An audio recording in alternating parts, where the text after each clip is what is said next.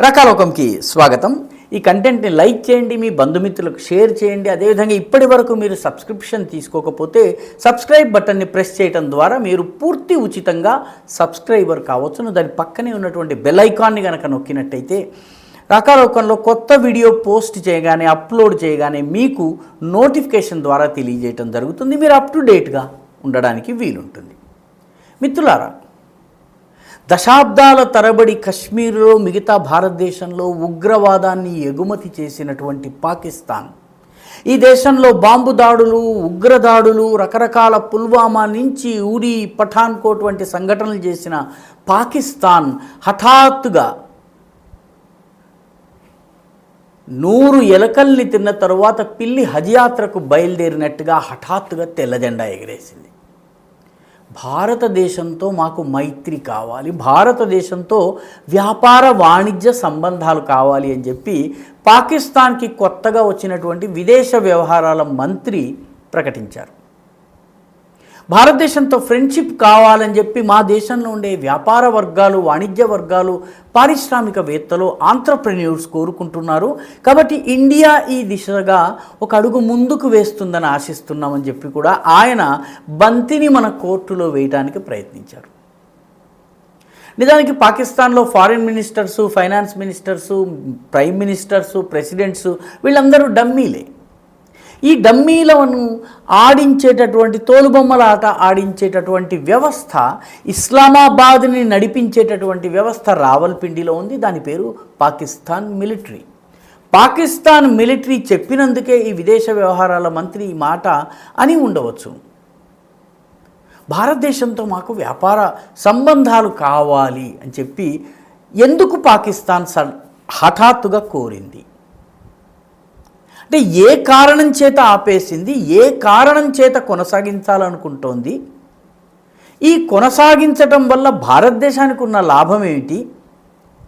పాకిస్తాన్ ఒకసారి కన్నుగీటగానే ఈ దేశంలో కొందరు అమన్ కీ ఆశా గ్యాంగ్ వాళ్ళు కొవ్వొత్తులు పుచ్చుకుని సరిహద్దు దగ్గర రాత్రిళ్ళు నిలబడి 14th ఆగస్టు నాడు అదొక రకమైన సంబరం చేసుకునేటటువంటి శక్తులు ఏవైతే ఉన్నాయో వీళ్ళందరూ హఠాత్తుగా పత్రికల్లో కథనాలు రాయటము, టీవీల్లో ఇండియా పాకిస్తాన్ యొక్క ఈ ఫ్రెండ్లీ జెస్చర్కి రెసిప్రికేట్ చేయాలంటే పాకిస్తాన్ ఒక అడుగు మెట్లు దిగింది కాబట్టి ఇండియా 10 అడుగులు మెట్లు దిగాలి అని చెప్పి మనకి ఉచిత అనుచిత సలహాలు ఇవ్వడం మొదలుపెట్టేశారు.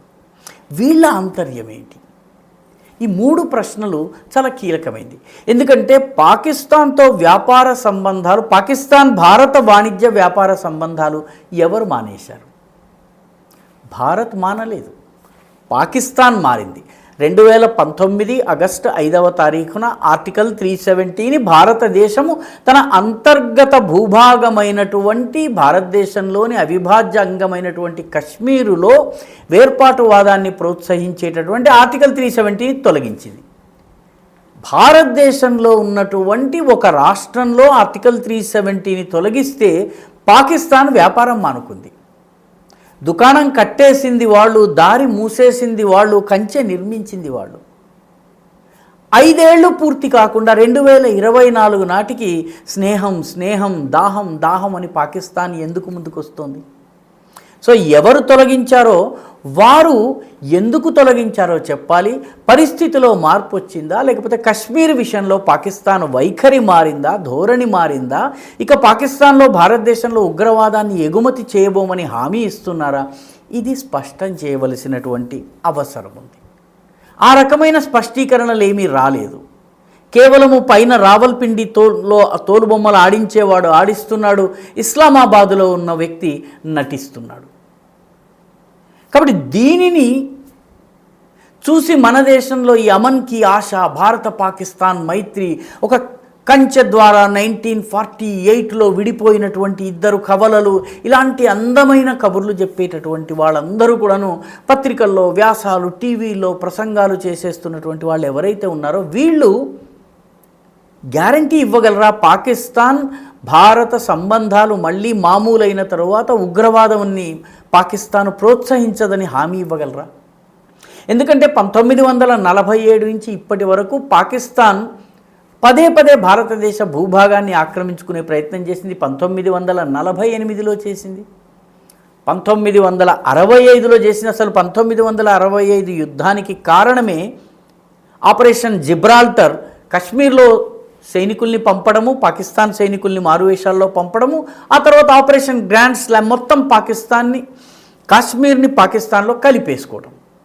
1971 యుద్ధంలో కూడాను, బంగ్లాదేశ్లో ప్రధాన యుద్ధం జరిగిన కూడాను కశ్మీర్ని ఆక్యుపై చేసుకునే ప్రయత్నం చేశారు.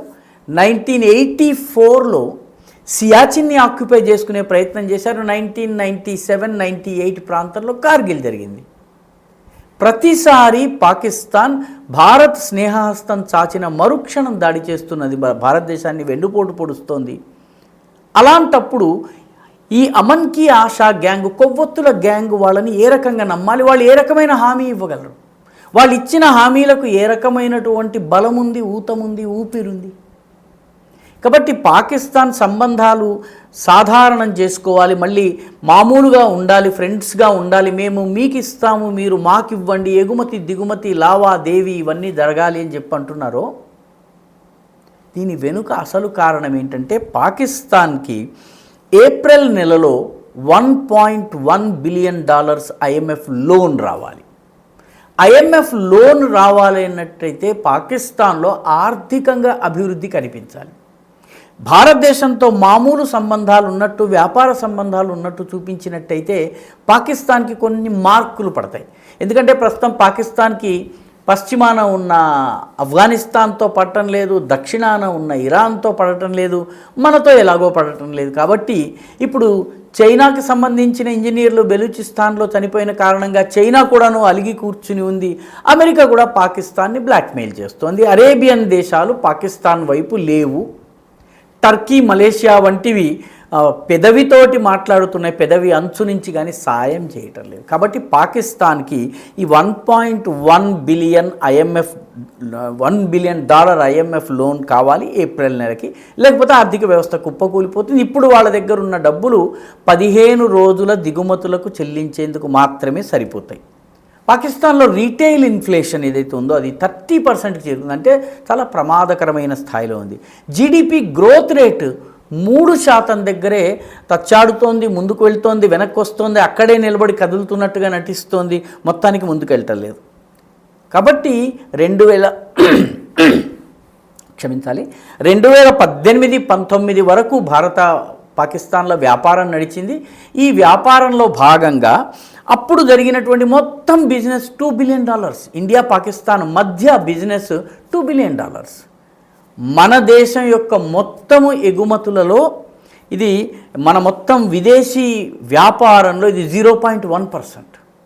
కాబట్టి దీనివల్ల భారతదేశానికి కలిసి వచ్చేది, అదనంగా చేతికొచ్చే లాభం ఏమీ లేదు.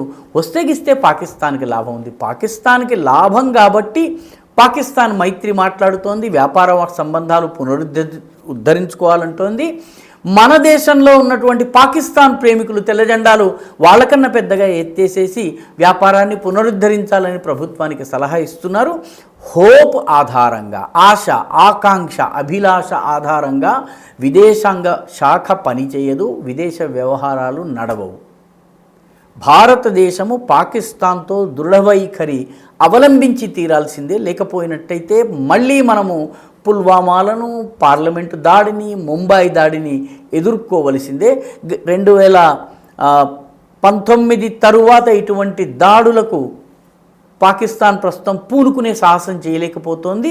అది కొనసాగాలన్నట్టయితే భారత్ దృఢవైఖరి చాలా అవసరం. ఈ వీడియో మీకు నచ్చినట్టయితే లైక్ చేయండి, షేర్ చేయండి, ఈ ఛానల్కు సబ్స్క్రైబ్ చేయండి. మీ అభిప్రాయాన్ని కమెంట్ల రూపంలో తప్పనిసరిగా పంపండి.